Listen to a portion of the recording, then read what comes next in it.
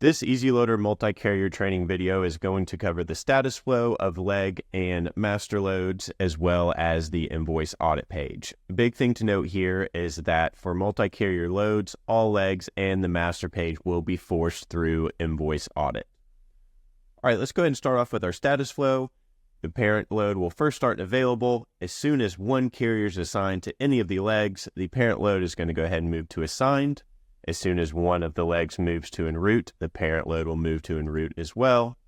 And it's going to stay in en route until all legs on that load are delivered. So again, once all the legs are delivered, the parent load will move over to delivered as well.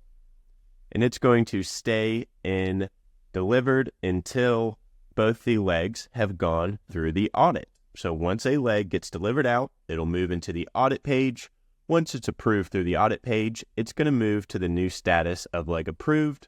Once all the legs have been approved, that will then move the master file over to invoice audit.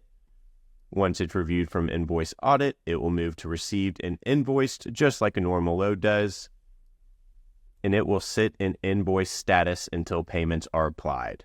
When all the payables are satisfied, the parent load will move to carrier paid. If the customer receivable is entered first with payables still open, it would move to customer paid. And then once both the payables and receivables are satisfied, it will move to completed status. Now let's go ahead and jump over to an example load here and what that looks like going through the audit. So I've got a 2-leg load. I've got my master load in delivered status, and both the legs are sitting on the audit page. So again, jumping over to the audit page, we can now see a little icon here that will indicate some of the leg loads. You can also see the dash will indicate that it's a leg load as well. I've got one with no issues, so let's go ahead and start there. My first leg, I'm going to go in, review anything I need to. Let's say everything's looking good. I'm going to go ahead and select the carrier approved checkbox here and click save. You'll see once I save, after clicking this checkbox, I'm going to get a little approved box up here next to that first leg and that first carrier. In this scenario, my carrier name is multi-1, and I'm going to go ahead and approve this for invoicing. And what that's going to do is move that first leg to leg approved status. Going back to my invoicing page, I can see here that I'm missing a carrier invoice. That's one of my requirements. Let's go ahead and edit this.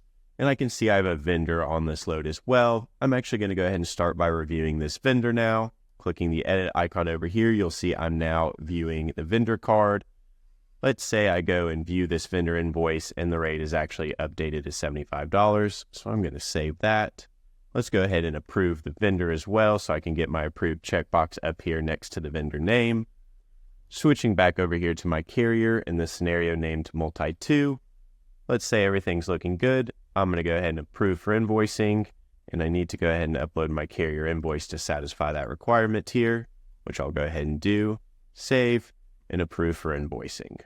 All right, now you can see when I go back to the load profile, both legs have moved to leg approved status, and the master load has now moved up to audit. Going back to my audit page, we've got this new section, multi-carrier master loads. You can see here the regular load number indicating this is my master summary page. Let's go ahead and go in for a final review. Here you can see when the parent load or the master load comes through, we can see all the legs. We can go through and review what we need to. I can see this has already been approved. My vendor's been approved. I can look at all the different documents. And I see I'm missing an approval checkbox next to my second leg carrier there. Let's go ahead and view that. I can see that I've not selected the approval checkbox, so let's go ahead and mark that off. Now we can see everything is looking approved. Go back to my summary page here, and let's go ahead and approve this for invoicing. All right, now we can move to our invoicing page.